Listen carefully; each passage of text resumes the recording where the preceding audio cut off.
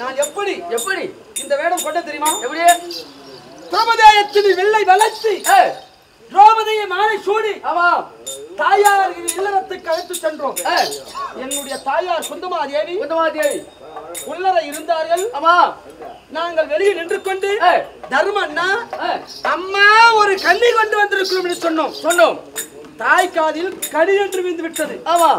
தர்மா கனிதானே ஐவரும் பகந்து புசிக்க வேண்டும் என்று தாய் சொன்னார்கள். சொல்லிக்கொண்டே வெளியேறி வந்து பார்த்தால் நாங்கள் ஐவரும் வில்லை வளைத்து திரௌபதியை மாலை சூடி வந்து நிற்கிறோம். பார்த்தா பெண்ணு கண்ணியும் தெரியல கனியும் தெரியல அம்மாவுக்கு. அம்மா வெட்கமடைந்தார், வேதனை வந்தார். மகனே நான் கனி என்று ஐவரும் புசிக்க சொல்லிவிட்டனே, இது கண்ணியாக இருக்கிறாளே என்ன செய்வது என்று கேட்டார். தாய் சொல்லை தடுத்து பேச மாட்டோம், தாய் சொல்லுதான் வேதவாக்கு என்று. அம்மா கனியா இருந்தால் என்ன, கண்ணி என்று சொல்லக்கூடிய பெண்ணா இருந்தால் என்ன, ஐவரும் பகர்ந்து நாங்கள் நட்பு கொள்கிறோம் என்று சொன்னோம். சொன்ன காலத்தில் அந்த பேசிக்கொண்டு இருக்கிற நேரத்தில் நாரத மகாமுனிவர் அங்கு தோன்றினார். இந்த ஒரு பெண்ணை ஐவரும் மனைவியாக ஏற்றுக்கொள்கிறேன். இவளால் உனக்கு சஞ்சலம் ஏற்படக்கூடாது. ஓர் வருடமோ ஓர் வாரமோ இல்லை ஓர் மாதமோ ஒவ்வொரு முறையில் இருக்க வேண்டும் திரௌபதி என்று யார் சொன்னது? நாரத மகாமுனிவர். ஒருவர் முறையில் இருக்கும்போது மற்றொருவர் பார்த்துவிட்டார். ஓராண்டு காலம் தீர்த்த யாத்திரை முதல் நாரத வார்த்தையை கேட்டு தருமண்ணா முறையினில் திரௌபதி இருக்கின்றார்.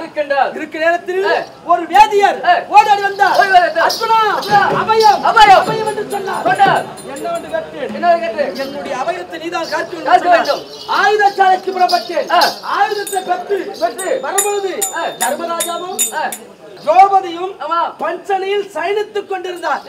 அவர் பாத நயலை பார்த்தேன், வெட்கமடைந்தேன், வேதனை அடைந்தேன், வெளியேறினேன். வேதியர் குறையை தீர்த்தேன். நாரதர் வார்த்தையை மனதில் கொண்டு முதல் சன்னியாசியாக புறப்பட வேண்டும் பார்த்த பாவத்தை அப்படி என்று முதல் சன்னியாசி வேடம் கொண்டு எங்கே சென்று தெரியுமா? நாகலோகம் சென்றேன். நாகலோகம் சென்று அங்கே தடாகத்தில் ஸ்நானவார்த்தை முடித்து நாகேந்திர நகர் நாகக்கண்ணி வார்த்தை அங்கு சென்று ஒரு பிள்ளை பெற்றேன். மாமா மாமா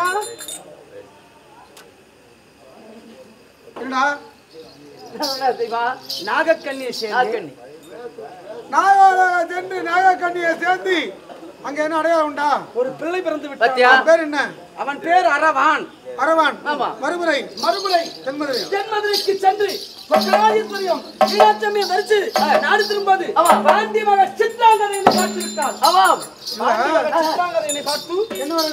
வர வேண்டும் சுவாமி என்று கஷ்டமான மனைவிட்டு தலகை வைத்தார். சுவாமி அப்படி என்று தலகையை பரிமாறிக் கொண்டேன். அந்த நேரத்தில் புறப்படுகிறேன் சொன்னேன். சுவாமி என்னை விட்டு போக வேண்டாம், என்னை சேர வேண்டும் என்று சொன்னார். நீ என்ன வரைத்தாய்? முடியாது என்று சொன்னேன். உயிர் போய்விடும் என்று சொன்னால் அதற்கு நீ என்ன செய்தாய்? சேர்ந்தேன். ஒரு வெள்ளை வந்து விட்டான். என்ன அடையாளம் உண்டா? என்ன அடையாளம்? ஒரு பப்பரவாகன். அவன் பெயர் மறுமுறை என்ன செய்தேன்? கூலி நாள் வருவது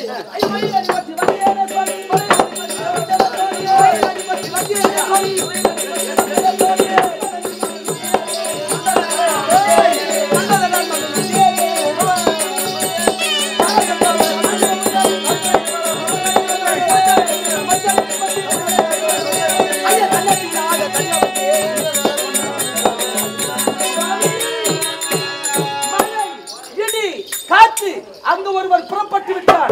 யார்? மன்மதன். மன்மதன் மன்மதன் என்னை துளையாக துளைக்கிறான். அந்த மன்மதன் விலக்க வேண்டும் என்றால் அந்த மன்மதன் ஆகும். விலக வேண்டும் என்றால் என்ன ஆகும்? நீதான் அதுக்கு பரிகாரம் சொல்லுங்க. மன்மதனின் மனதில் போட்டு துளைக்கிறான் மாமா. ஆகும் தங்கை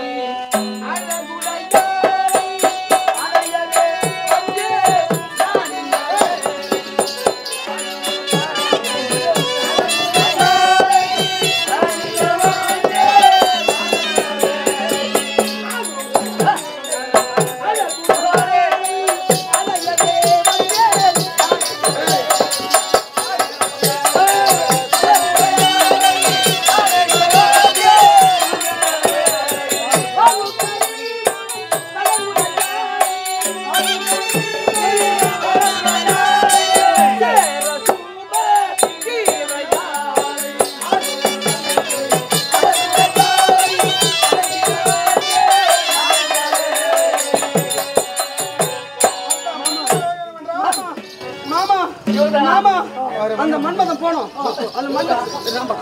மாமா மாமா அந்த மன்மதன் போக வேண்டும் என்றார். அந்த மன்மதன் விலக வேண்டும் என்றார். மாமா இடத்தில் ஒரு பொருள் இருக்கு. அது அழகுடையவள். அவள் தங்கை சுபத்திரையை எனக்கு கொடுத்து திருமணம் செய்து வைத்து அது தங்கையை கொடுக்க வேண்டும்.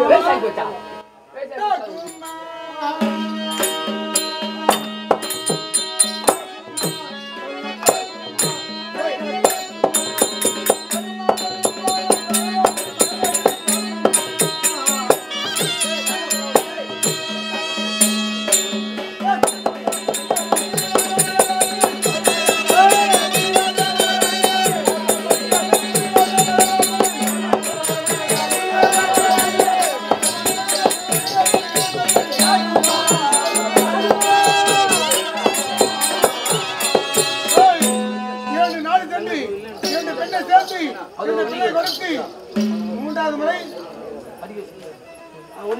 அது என்ன பாவம்? பள்ளியில் வழி வந்தார்.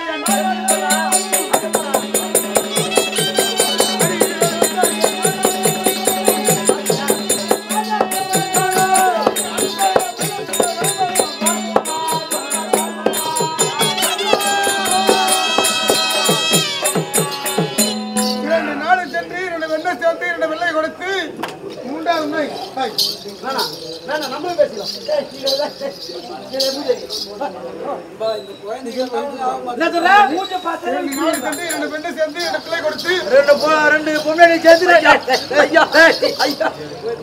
மூன்றாவது நம்மகிட்ட வந்து நம்ம பாதியே உள்ள கொடுக்க வந்துக்கிறாங்க.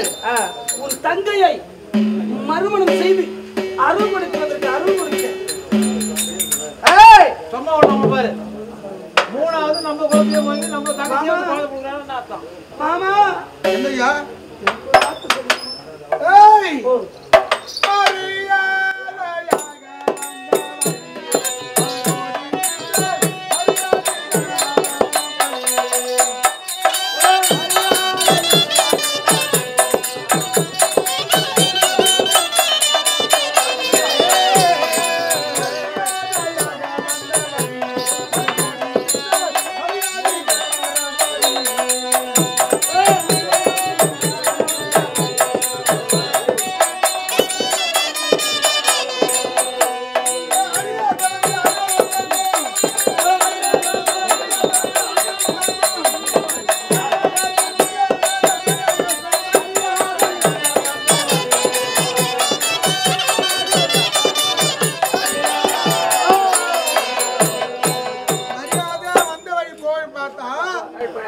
என் பேச்சு கேட்காத பேசுறேன்.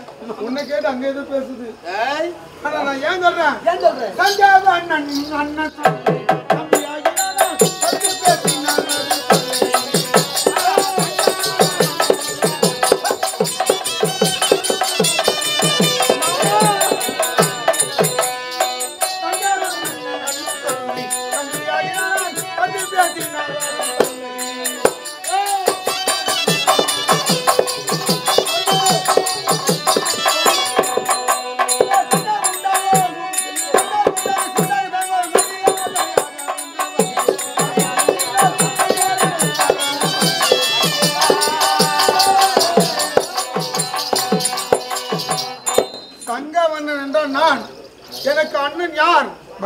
சக்கரவர்த்தி அவருடைய வார்த்தையை மீறி நான் எதுவும் செய்ய முடியாது. மாமா உன் தங்கச்சி மாமா எனக்கு ஆசையா இருக்கு மாமா.